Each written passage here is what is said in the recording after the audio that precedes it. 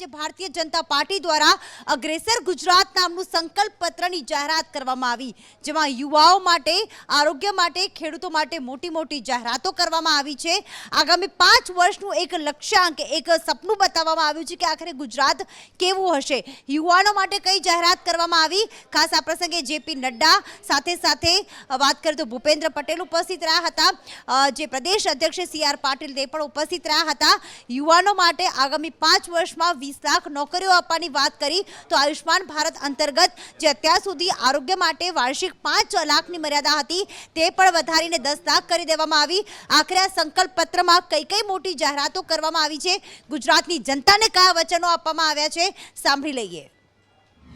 हम एक श्रमिक क्रेडिट कार्ड बनाएंगे और ये श्रमिक क्रेडिट कार्ड हमारे मजदूर भाइयों को मिलेगा और इस कार्ड के माध्यम से कोलैटरल फ्री, बिना इंटरेस्ट के और बिना किसी उसको हम 2 लाख रुपए का लोन देंगे ताकि जो हमारी समिति बनी है गुजरात में यूनिफॉर्म सिविल कोड का, उस समिति का रिकमेंडेशन अक्षरशः हम लागू करेंगे। इसको सामाजिक विरोधी गतिविधि करने वाले लोग जो सार्वजनिक प्रॉपर्टी को डिस्ट्रॉय करते हैं, जो प्राइवेट प्रॉपर्टी पर हमला करते हैं, उनके खिलाफ एक्शन लेने के लिए कानून बनाया कि हम गुजरात की इकोनॉमी को 1 ट्रिलियन इकोनॉमी पहुंचाएंगे FDI के डेस्टिनेशन में। तो અત્યાર સુધી આમ આદમી પાર્ટી દ્વારા વચનપત્ર આપવામાં આવ્યું છે, એટલે કે ખાસ વચનો આપવામાં આવ્યા છે, કોંગ્રેસ દ્વારા પણ વચનો આપવામાં આવ્યા છે, પરંતુ જેનું શાસન છે છેલ્લા 27 વર્ષથી એ ભારતીય જનતા પાર્ટીએ પણ એક સંકલ્પ પત્ર રજૂ કર્યો। વધુ અપડેટ સાથે કશ્યપ જોડાઈ ગયા છે। જી કશ્યપ। બિલકુલ અનેક મુદ્દાઓ છે તે આ સંકલ્પ પત્ર છે તેમાં આવરી લેવામાં આવ્યા છે, જેમાં આરોગ્યની બાબત હોય, શિક્ષણની બાબત હોય કે પછી સુરક્ષાની બાબત હોય, આ તમામ મુદ્દાઓ છે તેને આવરી લેવામાં આવ્યા છે।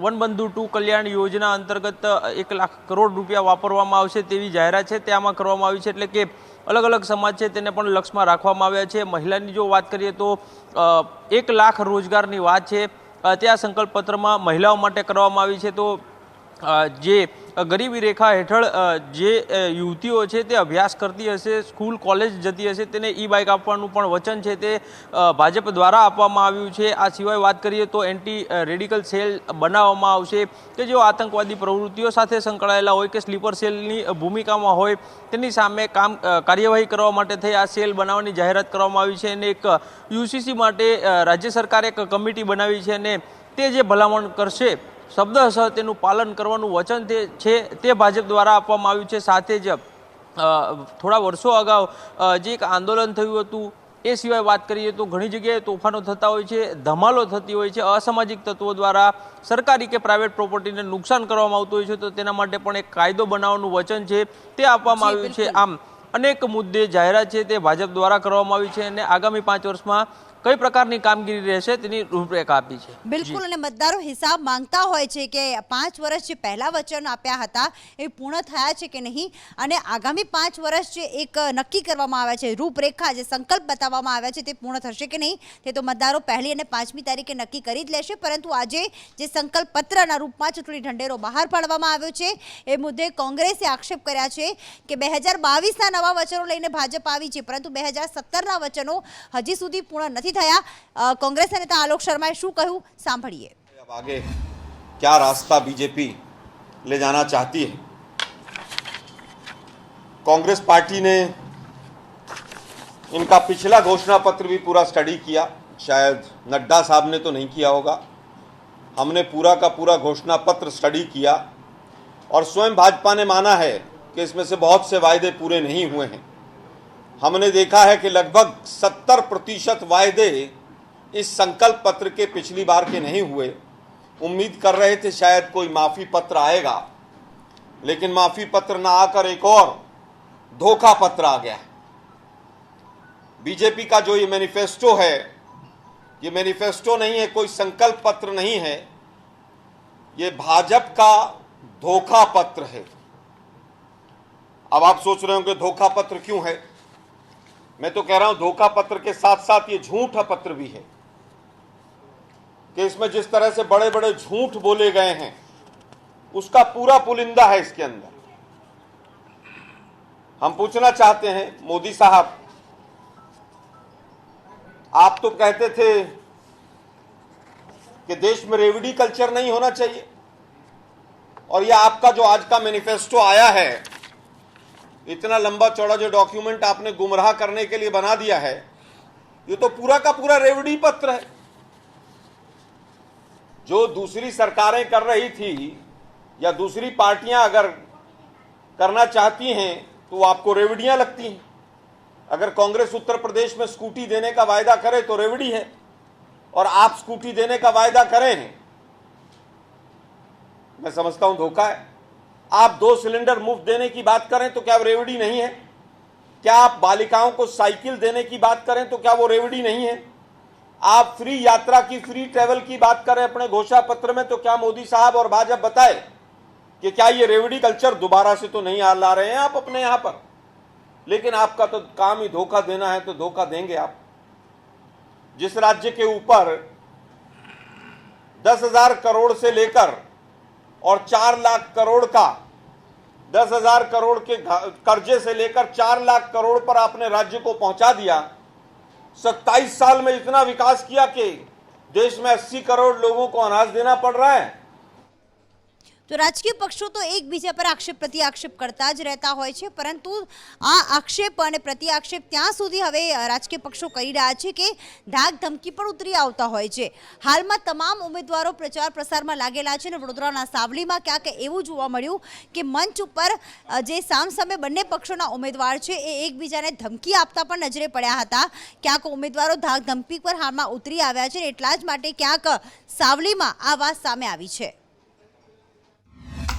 दूध भरे मारी माँ बहन, दूध भरे मारी माँ बहन एरी करे नफो भाव मारी बहनों एनी जग्या पर पाछू ऐसे ना ओछू आवे मंडળી માંથી ક્લસ્ટર ઉડી જાય, ક્લસ્ટર માં જઈને એસએનએફ કાઢે અને જો તઈ વચ્ચે કોઈ કેમણા વાળાએ એક ટેન્કર ની અંદર પાણી ઉમેર્યું હોય અને એ પાણીમાં ઉમેરવાથી એસએનએફ ઓછો આવે તો એ મંડળીના સભાસદો ભોગવે। હવે મને આ 2 વર્ષથી સમજણ પડી પાછી આ સમજ આ હાથું કબૂલી અત્યાર લગી મને સમજણ નથી પડતી। હું આભાર માની કુલદીપસિંહનો કે એને મને સમજણ પાડી અને ભાઈને સમજણ પાડી દીધી છે, એટલે હવે હું એમને સમજણ પાડ્યા વગર નહીં પ્રમુખ મંત્રી જોઈ લેશે એવું બોલે છે ને। જોયું છે ક્લિપિંગમાં હમણાં છેલ્લા 4 દિવસથી સીઓના સભા બોલે છે, પણ એ ભાઈને હું એવું કહેવા માંગુ છું કે આ બહોળા ડેરીમાં 4 ટર્મથી ડિરેક્ટર પદે ચૂંટાતો આવ્યો છું તમારા આશીર્વાદથી, દૂધ મંડળીના પ્રમુખ મંત્રી અને સભાસદોના આશીર્વાદથી। હું જાહેરમાં એવું કહું છું કે મારો સાવલી તાલુકો હોય, દેસર તાલુકો હોય, કોઈ પણ મારા દૂધ મંડળીના પ્રમુખ મંત્રી સામે આંખ કરી છે ને તો આંગળી બી ના કાપી નાખો તો મારું નામ કુલદીપ છે।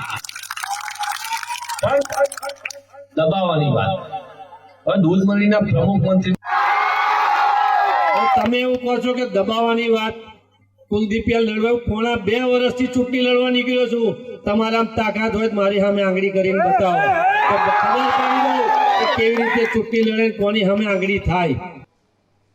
એટલે કે જાહેર મંચ ઉપર જ્યારે ઉમેદવારો આવતા હોય છે ત્યારે પોતે શું કર્યું એ ગણાવવાના બદલે બીજાએ શું નથી કર્યું એવા આક્ષેપ વધારે થતા હોય છે। કુમાર કાનાણીએ પણ ક્યાંક આવું જ કર્યું। વરાછા વિસ્તારમાં જ્યારે તે પોતે પોતાના મત વિસ્તારમાં જ્યારે સભાને સંબોધન કરવા ગયા, પ્રચાર કરવા ગયા, ત્યારે અન્ય પક્ષ ઉપર તેઓ આક્ષેપ કરતા પણ નજરે પડ્યા હતા। આખરે કુમાર કાનાણીએ શું કહ્યું સાંભળી લઈએ।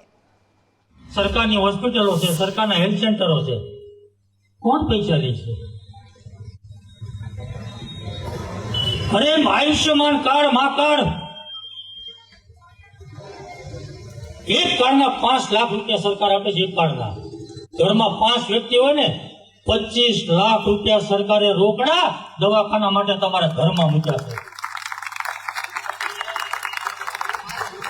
आरोग्य मफत ज छे।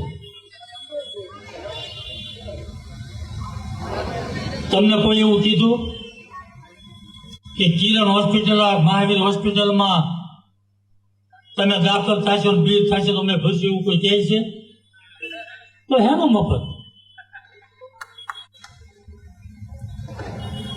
કોઈ આપણને ગેરમાર્ગે દોરે, કોઈ ખોટું બોલે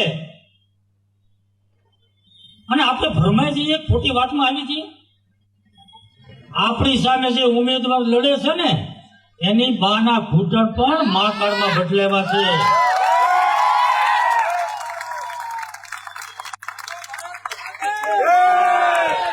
અને પાછા અમને પૂછે ભાજપે કર્યું, બાના ઘૂંટણ બદલ્યા. ચૂંટણી આવે એટલે જ્ઞાતિની વાત યાદ આવે, જાતિની વાત યાદ આવે અને ધર્મની વાત પણ યાદ આવે. અને એટલા જ માટે ભારતીય જનતા પાર્ટીના એક નેતા એવું પણ કહી રહ્યા છે કે જ્ઞાતિવાદ, જાતિવાદ, ધર્મવાદ જેવું ભારતીય જનતા પાર્ટીમાં કંઈ જ નથી. અમે કમલમમાં પણ નમાઝ પઢીએ જ છીએ. આખરે આ નેતા કોણ છે અને તેમણે શું કહ્યું, સાંભળીએ. અને આટલા વર્ષોની સફરની અંદર કહેવાની વાત એ છે કે મારા લિબાસમાં કે મારા પહેરવેશમાં કોઈ દિવસ ફરક નથી આવ્યો, કે મારી ઇબાદતમાં કોઈ ફરક નથી આવ્યો, અલ્હમ્દુલિલ્લાહ, કે મારી નમાઝમાં કોઈ ફરક નથી આવ્યો. બીજેપીની હેડક્વાર્ટરમાં પણ અમે નમાઝ પઢી છે ત્યાં. અને કોઈ પોલિટિકલ પાર્ટી તમને એવું નથી કહેતું કે તમે મઝહબથી અલગ થઈ જાઓ. નીતિન ગડકરી જયારે રાષ્ટ્રીય અધ્યક્ષ હતા ત્યારે એવું કહેતા હતા કે 5 ટાઈમની નમાઝ નહીં પઢો, 50 ટાઈમની નમાઝ પઢો. અને મસ્જિદોથી તમારો નાતો ના તોડો. તમે મઝહબની સાથે વફાદાર રહેશો તો જ પોલિટિકલ પ્લેટફોર્મ પર તમે ઉભેલા હશો તો લોકો તમારી પર વિશ્વાસ કરશે કે આ લોકો ખરેખર સમાજની સાથે ઉભા રહેવા વાળા લોકો છે. કોંગ્રેસ કે ભાજપ આપણને કલમો પડાવતી નથી, કલમો આપણે પડી ચૂકેલા છે. પોલિટિકલ પાર્ટીથી આપણે બે વસ્તુ નક્કી કરવાની છે, આપણને વિકાસ કોણ કરશે ને આપણને સલામતી કોણ આપશે. હું 50 વર્ષના આઝાદી પછી આપણે ને આપણી પેઢીઓ બધા કોંગ્રેસને મત આપતા આવ્યા. બદલામાં મુસ્લિમ સમાજને કોંગ્રેસે શું આપ્યું? कुछ तो जख्म दिए होंगे उन्होंने, कुछ तो जख्म दिए होंगे उन्होंने, कोई यूं तो बेवफा नहीं होता. કોંગ્રેસ યાર આપણને એવું કહે છે કે તમે બીજેપીમાં કેમ ગયા, તો આપણે કોંગ્રેસને પૂછીએ કે તમે 50 વર્ષમાં શું કર્યું, મુસ્લિમ સમાજને શું આપ્યું? ભ્રષ્ટાચાર, બેરોજગારી, નિરક્ષરતા. ઉમેદવારો કેટલો પણ પ્રચાર કેમ ન કરી લે, મતદારોની વચ્ચે જ્યારે જાય છે ત્યારે મતદારો એ જ જુએ છે કે જે 5 વર્ષ પહેલાં ધારાસભ્ય તેમણે ચૂંટી કાઢ્યો હતો પોતાના મત વિસ્તાર માટે, એણે આ 5 વર્ષ દરમિયાન આપેલા વચનો પૂર્ણ કર્યા છે કે નહીં. અને જો નથી કર્યા તો કદાચ તમને મતદારોનો રોષ નો ભોગ પણ બનવું પડે છે. આ જ વાત થઈ છે અમરેલીના ધારીમાં, આ જ વાત થઈ રહી છે ધોરાજીમાં પણ. એક તરફ જેવી કાકડિયાને રિપીટ તો કરવામાં આવ્યા છે પરંતુ ધારીમાં તેમનો વિરોધ થઈ રહ્યો છે. મતદારો કહી રહ્યા છે કે 5 વર્ષમાં રોડ રસ્તાના કોઈ જ કામ નથી થયા. તો આ તરફ ધોરાજીમાં લલિત વસોયા જે કોંગ્રેસના ઉમેદવાર છે અને તેમના પણ આગેવાનો જ્યારે રસ્તા પર પ્રચાર કરવા ઉતર્યા ત્યારે તેમનો પણ વિરોધ કરવામાં આવ્યો. મયુર સરવૈયા જોડાઈ ગયા છે વધુ અપડેટ સાથે. જી મયુર. બિલકુલ પ્રીતિ, 2000 વિધાનસભા 22ની જે ચૂંટણી છે તેનો માહોલ જામી ચૂક્યો છે. ઉલ્લેખનીય છે કે આ ચૂંટણીમાં ભાજપ હોય કે કોંગ્રેસ બંને પક્ષોના જે ઉમેદવારો છે તે હવે પ્રચાર માટે પ્રજા સમક્ષ જઈ રહ્યા છે, પરંતુ તેમને ક્યાંક કડવા અનુભવ પણ થઈ રહ્યા છે. કારણ કે આવી જ રીતે વિડીયો જે છે તે સામે આવી રહ્યા છે. ધોરાજી અને ધારીની જો વાત કરવામાં આવે તો ધારીમાંથી જ્યારે ભાજપમાંથી જેવી કાકડિયા જ્યાં ઉમેદવાર કરી રહ્યા છે ત્યારે 5 વર્ષના કામોને લઈને પ્રજા છે તેની સમક્ષ ગયા હતા, પરંતુ પ્રજાએ તેમની સભામાં ક્યાંક વિરોધ કર્યો હોય તેવો વિડીયો છે તે સામે આવી રહ્યો છે. ઉલ્લેખનીય છે કે 5 વર્ષના જે પડતર કામોની માંગણી જે પ્રજાની છે તે પૂરી ન થતા ક્યાંક વિરોધ તેમનો થઈ રહ્યો છે. ઉલ્લેખનીય છે કે મોંઘવારીની પણ બાબતો સામે આવી રહી છે. રોડ રસ્તાના કામો છે તે પણ ન થયા હોય ત્યારે ગામડાઓની અંદર જ્યારે પ્રચારમાં જતા હતા ત્યારે અમરેલીના ધારીના જેવી કાકડિયા છે તેમની સામે વિરોધ થયો હતો. તો બીજી બાજુ ધોરાજીમાં લલિત વસોયાના આગેવાનો જે છે તે પણ પ્રચાર અર્થે ગયા હતા, ત્યાં પણ તેમનો વિરોધ કરવામાં આવ્યો હતો. ઉલ્લેખનીય છે કે છેલ્લા 5 વર્ષની અંદર કોઈ પણ કામો ન થયા હોય, પડતર કામો જે છે તે પણ પેન્ડિંગ હોય, તેમને લઈને ક્યાંક ને ક્યાંક જે ઉમેદવારો છે તેમની સામે રોષ જોવા મળી રહ્યો છે. ઉલ્લેખનીય છે કે 5 વર્ષના કામો જે છે તે પણ પ્રજા યાદ રાખી રહી છે કે કોણે કામો કર્યા છે અને કોણે નથી કર્યા, તેમને લઈને ક્યાંક ને ક્યાંક આ પરિસ્થિતિ જે છે તે જોવા મળી રહી છે. અનેક લોકોના જે અનેક ઉમેદવારોના છે વિરોધ કરતા વિડીયો જે છે તે વાયરલ થઈ રહ્યા છે. બિલકુલ, અગાઉ કચ્છમાં, સૌરાષ્ટ્રના પણ કેટલાક મત વિસ્તારમાં આવા વિડીયો સામે આવ્યા જ હતા કે જ્યારે પ્રજા રોષમાં હતી અને ઉમેદવારને ભાગવું પડ્યું હતું. તમે જ્યારે પ્રચાર કરવા જાઓ ને ઉમેદવારો માટે છે ત્યારે ચોક્કસથી જે તમે બોલવાના છો એની પહેલાંથી તૈયારી કરી રાખજો, નહીં તો થાય છે એવું કે ભાંગરો વાટી દેતા હોય છે. હજી તો 2060 આવ્યું પણ નથી અને ક્યાંક કોંગ્રેસના એક ઉમેદવાર જ્યારે સભાને સંબોધન કરી રહ્યા હતા ત્યારે તેમણે 2006ની બદલે આખરે શું બોલી દીધું અને હજી પણ ક્યાંક પક્ષ પલટાની સિઝન તો ચાલી જ રહી છે. આ બંને જે ઘટનાઓ બની છે, જે પ્રચારમાં ભૂલ થઈ છે, જે હજી પણ કોંગ્રેસના આગેવાનો ભારતીય જનતા પાર્ટીમાં જોડાઈ ગયા છે, વધુ અપડેટ સાથે પ્રતિક જોડાઈ ગયા છે. જી પ્રતિક. પ્રીતિ, ઉમેદવાર જ્યારે પણ પ્રચાર માટે જતો હોય છે ત્યારે તેના માથે ખૂબ જ દબાણ હોય છે, કારણ કે અત્યારે હવે ઘટના બની રહી છે કે મતદારો જાગૃત થયા છે અને ઉમેદવારે જો 5 વર્ષમાં કામ ન કર્યું હોય તો મતદારો તેનો ઉધડો લેતા હોય છે અને આવી જ ઘટનાઓ પણ સામે આવતી હોય છે. વાત કરવામાં આવે બોરસદની તો બોરસદમાં જે કોંગ્રેસના ઉમેદવાર છે રાજેન્દ્રસિંહ પરમાર, તેમણે પ્રચાર દરમિયાન ભાંગરો વાટ્યો હતો. તેમણે કહ્યું હતું કે 2060માં પેટ્રોલ 46 રૂપિયા હતું. જો કે 2060 તો જે આવ્યું હતું, ખરેખર તે કહેવા માંગતા હતા કે 2006માં ભાજપ સરકારના શાસનમાં પેટ્રોલ 46 રૂપિયા હતું. કોંગ્રેસ આવશે તો તેને ઘટાડો કરશે, મોંઘવારી છે તે ઓછી કરશે, પરંતુ તેમનાથી કહેવાય ગયું કે 2060માં પેટ્રોલ 46 રૂપિયા હતું અને આ જ ક્રમથી તે હસી મજાકનો ભોગ બન્યા હતા. સાથે જ વાત કરવામાં આવે તો ચૂંટણી નજીક છે, ઉમેદવારો જેમને ટિકિટ નથી મળી તેવા લોકોમાં પણ નારાજગી સ્પષ્ટપણે જોવા મળી છે. એના ભાગરૂપે રાજકોટ કાલાવાડમાં ભંગાણ પડ્યું છે કોંગ્રેસમાં. રાજકોટ કાલાવાડના જે હોદ્દેદારો હતા નગરપાલિકાના વોર્ડ નંબર 5ના, તે હવે ભાજપમાં જોડાયા છે. તેમણે કેસરીઓ ધારણ કર્યો છે. સાથે જ જો વાત કરવામાં આવે તો આરસી ફળદુ કે જે કોંગ્રેસના ભાજપના નેતા રહ્યા છે, તેમણે પણ કોંગ્રેસના જે આ હોદ્દેદારો હતા તેમને ખેસ પહેરાવીને ભાજપમાં સ્વાગત કર્યું હતું. તેમણે સ્પષ્ટ કહ્યું હતું કે રાજકોટ કાલાવાડ બેઠક જીતાડવામાં આ તમામ જે હોદ્દેદારો ભાજપમાં જોડાયા છે તે મદદ કરશે. એટલે કહી શકાય કે ચૂંટણી નજીક છે, નારાજગી પણ હોઈ શકે છે અને આ નારાજગી દૂર કરવા માટે હવે પક્ષ પલટો થાય તે સ્વાભાવિક છે, જેના ભાગરૂપે રાજકોટ કાલાવાડમાં કોંગ્રેસમાં ભંગાણ પડ્યું હતું. બિલકુલ, ચૂંટણી નજીક જ છે ને એટલા જ માટે તમામ સ્ટાર પ્રચારકો, પછી કોંગ્રેસના હોય કે ભાજપના હોય, બધાએ ગુજરાતમાં છેલ્લા કેટલાય દિવસથી ધામા નાખેલા જ છે. અને એવામાં ઉત્તર પ્રદેશના મુખ્યમંત્રી યોગી આદિત્યનાથ પણ છેલ્લા કેટલાય દિવસથી ગુજરાતમાં અલગ અલગ જગ્યાએ સભાને સંબોધન કરી રહ્યા છે. ગીર સોમનાથમાં તેમની સભા છે અને ખાસ તેમણે સોમનાથ મહાદેવ મંદિર જે પ્રથમ જ્યોતિર્લિંગ છે ત્યાં દર્શન કર્યા હતા, અભિષેક કર્યું હતું. આ પ્રસંગે આખરે તેમણે શું કહ્યું હતું સાંભળીએ. कांग्रेस नहीं चाहती थी कि भगवान सोमनाथ के मंदिर का पुनरुद्धार हो, लेकिन सरदार साहब की दृढ़ इच्छा शक्ति, उन्होंने यहीं पर समुद्र के किनारे खड़े होकर के उन्होंने यहां पर संकल्प लिया था कि किसी कालखंड में अगर किसी विदेशी आक्रांता ने हमारे किसी आस्था के स्थल को तोड़ करके वहां पर हमारी आस्था को आहत किया है, स्वतंत्र भारत गुलामी के इन चिन्हों को स्वीकार नहीं करेगा और भगवान सोमनाथ के भव्य मंदिर के निर्माण कार्य को आगे बढ़ाया था. વડાપ્રધાન નરેન્દ્ર મોદી વધુ એક વખત ગુજરાતની મુલાકાતે આવી રહ્યા છે. 27 અને 28 તારીખે તેઓ અલગ અલગ સભામાં હાજરી આપવાના છે. કુલ 7 જેટલી સભાઓમાં તેઓ હાજરી આપશે, સંબોધન કરવાના છે. આવતીકાલે તેઓ સુરતના વરાછામાં એક ગોપીન ફાર્મ છે ત્યાં જનસભાનું આયોજન કરવામાં આવ્યું છે. સાથે સુરતમાં તેઓ રોડ શો પણ કરવાના છે અને ખાસ કરીને તૈયારીઓને આખરી ઓપ આપી દેવામાં આવ્યો છે. આજે દેશના વડાપ્રધાન નરેન્દ્રભાઈ મોદી, જેણે દુનિયાની અંદર ભારતનું નામ રોશન કર્યું છે અને ગુજરાતના પનોતા પુત્ર છે, ચૂંટણીના પ્રચારના છેલ્લા દિવસો ચાલી રહ્યા છે ત્યારે દેશના વડાપ્રધાન સુરત આવી રહ્યા છે ત્યારે લોકોમાં ખૂબ જ ઉત્સાહ છે, થરથરાટ છે અને હજારોની લાખોની સંખ્યામાં લોકો એને આવકારવા માટે આતુર છે. એરપોર્ટ પરથી નીકળી ગોપીન ગામ મોટા વરાછા સુધી પહોંચશે ત્યાં સુધી રોડ શો, ભવ્ય રોડ શો આજે ક્યારેય ન થયો એવો થવાનો છે.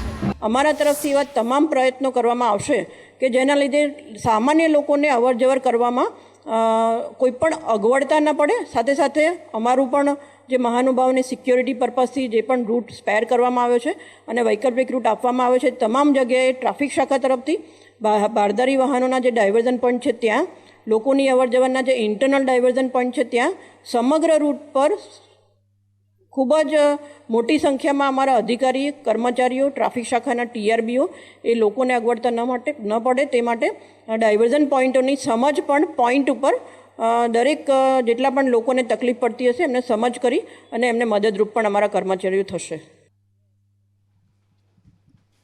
તો તો ક્યાંક ઉમેદવારો જ્યારે પ્રચાર માટે જતા હોય છે તો ક્યાંક ગરબા રમીને પ્રચાર કરવામાં આવે છે, ક્યાંક ભજન કીર્તનમાં તબલા વગાડીને પ્રચાર કરવામાં આવી રહ્યો છે, તો સાથે સાથે ક્યાંક જ્યાં સંતવાણી ચાલતી હોય ત્યાં હાજરી આપીને પણ ક્યાંક મતદારોને રીઝવવા અને તેમના સાથે સંપર્ક કરવામાં આવી રહ્યો છે. આખરે ક્યાં કેવી રીતે પ્રચાર કરવામાં આવી રહ્યો છે, કયા કયા ઉમેદવાર કેવી રીતે કરી રહ્યા છે અનોખી રીતે પ્રચાર, ઝંખના માહિતી આપશે. જી ઝંખના. વાત કરીએ પ્રીતિ, તો જે પ્રમાણે અત્યારે વિધાનસભાની ચૂંટણીના પડઘમ વાગી ચૂક્યા છે, અનેક રીતે પ્રચાર કરવામાં આવી રહ્યા છે અને અનેક રીતો એના માટે અપનાવવામાં આવી રહી છે. જો વાત કરીએ સૌપ્રથમ આપણે પાટણના રાધનપુરમાં ઉમેદવાર જે છે તેમણે પૈસાનો વરસાદ કર્યો છે. એક સંતવાણીના કાર્યક્રમમાં તેઓએ હાજરી આપી હતી અને ત્યાં તેમણે પૈસાનો વરસાદ કર્યો છે. અન્ય જગ્યા પર જો નજર કરીએ, વાત કરીએ રાજકોટની, તો રાજકોટમાં લોકો દ્વારા ગરબા રમીને, ખેલૈયા છે, આપણે ગુજરાતી છીએ, ગરબા એક અનોખો તહેવાર છે, અનોખો ઉત્સવ હોય છે, ત્યારે લોકો દ્વારા ગલીએ ગલીએ જઈને ગરબા રમીને એક અનેરો પ્રચાર વિધાનસભાની ચૂંટણીને લઈને કરવામાં આવી રહ્યો છે. મહત્વનું છે કે ભાજપ દ્વારા એડી ચોટીનું જોર લગાવવામાં આવી રહ્યું છે, જેથી કરીને પ્રચાર પ્રસારમાં કોઈ પણ પ્રકારની કચાશ ન રહે તેના માટે ગલીએ ગલીએ જઈને ખેલૈયાઓ સાથે ગરબા રમીને અનોખો પ્રચાર કરવામાં આવી રહ્યો છે. અને અનેક બાબતો પણ અંતે સામે આવી રહી છે, જેમાં ભજન કીર્તન કરીને પણ અનોખો પ્રચાર કરવામાં આવી રહ્યો છે. પ્રીતિ, 1 ડિસેમ્બરે ગુજરાતમાં સૌરાષ્ટ્ર, કચ્છ અને દક્ષિણ ગુજરાતની 89 બેઠકો પર જ્યારે મતદાન યોજાવા જઈ રહ્યું છે. 788 ઉમેદવારો આ વખતે પહેલા તબક્કાના મતદાનમાં જંગમાં છે અને ચૂંટણી પંચ પણ ક્યાંક તૈયારી કરી રહ્યું છે કે શાંતિપૂર્ણ રીતે મતદાન થાય, મતદાનમાં કોઈ અડચણ ના આવે અને લોકો જે છે સારી રીતે મતદાન કરી શકે, સુવિધારૂપ મતદાન કરી શકે, તે માટે ચૂંટણી પંચ દ્વારા તૈયારી જે કરવામાં આવી રહી છે તે અંગે વધુ અપડેટ સાથે કુણાલ જોડાઈ ગયા છે. જી કુણાલ. બિલકુલ, જે રીતે આવનારી 1 ડિસેમ્બરના રોજ પહેલા તબક્કાનું ગુજરાત વિધાનસભાની ચૂંટણીનું જ્યારે મતદાન થવાનું છે, ત્યારે આ મતદાન વધુમાં વધુ થાય અને શાંતિપૂર્ણ રીતે થાય તે માટેની તમામ તૈયારી ચૂંટણી પંચ દ્વારા કરવામાં આવી છે. પહેલા તબક્કામાં 19 જિલ્લામાં 89 બેઠક પર મતદાન થવાનું છે, જેમાં 788 જેટલા ઉમેદવારોનું ભાવિ ઈવીએમમાં સીલ થશે. જ્યારે બીજા તબક્કામાં એટલે કે 5મી ડિસેમ્બરે 14 જિલ્લામાં 93 બેઠકો પર આ મતદાન થવાનું છે અને તેમના પરિણામ પણ ઈવીએમમાં કેદ થશે. ત્યારે 8મી ડિસેમ્બરે ખબર પડશે કે મતદારોએ પોતાનો જનાદેશ કોને આપ્યો છે. હાલ તો ઉમેદવારો પ્રચાર કરી રહ્યા છે અને જીતના દાવા કરી રહ્યા છે, પરંતુ પરિણામ 8મી ડિસેમ્બરે જ ખબર પડશે. બિલકુલ, એટલે કે પહેલા તબક્કામાં 1 ડિસેમ્બરે, બીજા તબક્કા માટે 5મી ડિસેમ્બર અને જે પરિણામ આવવાનું છે તે 8મી તારીખે છે. પણ તૈયારીઓ જે ચાલી રહી છે તેના પરથી લાગી રહ્યું છે કે આ વખતની ગુજરાતની ચૂંટણી ખૂબ જ રસાકસી ભરી હશે. તો અન્ય સમાચાર પણ નજર કરીએ તો આસારામના પીએ પ્રવીણ વકીલની હાલમાં એટીએસ દ્વારા ધરપકડ કરી લેવામાં આવી છે. ઉત્તરાખંડથી તેની ધરપકડ કરી લેવામાં આવી છે. જિગ્નેશ પટેલ વધુ અપડેટ જણાવશે. જી જિગ્નેશ. પ્રીતિ, વાત કરવામાં આવે તો આસારામ કેસના સાક્ષી એવા અખિલ ગુપ્તાની જાન્યુઆરી 2015માં હત્યા કરવામાં આવી હતી અને તે ગુનાના ફરાર આરોપીની ગુજરાત એટીએસે ધરપકડ કરી છે. પ્રવીણ વકીલ 2018થી હરિદ્વારમાં સાધુ બની અને છુપાયો હોવાની હકીકત સામે આવતા ત્યાં રેડ કરવામાં આવી અને ત્યાંથી ગંગા કિનારેથી તેને ઝડપી લેવામાં આવ્યો છે. બીજી તરફ જોવા જઈએ તો પ્રવીણ વકીલનો ન માત્ર મેરઠ એટલે કે ઉત્તર પ્રદેશમાં થયેલી હત્યા, પરંતુ તેની સાથે ગુજરાતમાં થયેલા પણ 2 સાક્ષીઓના હુમલાના કેસમાં પણ તેનું નામ સામે આવ્યું છે અને અત્યારે તે જામીન ઉપર છૂટી અને ત્યાં ફરાર હોવાની હકીકત પોલીસ તપાસમાં ખુલવા પામી છે. જો કે હવે જ્યારે પ્રવીણ વકીલે આ આખા કેસમાં આસારામની મુખ્ય સંડોવણી હોવાનું જણાવ્યું છે, ત્યારે ઉત્તર પ્રદેશ પોલીસ આગામી સમયમાં અખિલ ગુપ્તાની હત્યા કેસમાં આસારામ વિરુદ્ધ પણ કાર્યવાહી કરે તેવી શક્યતાઓ જોવાઈ રહી છે.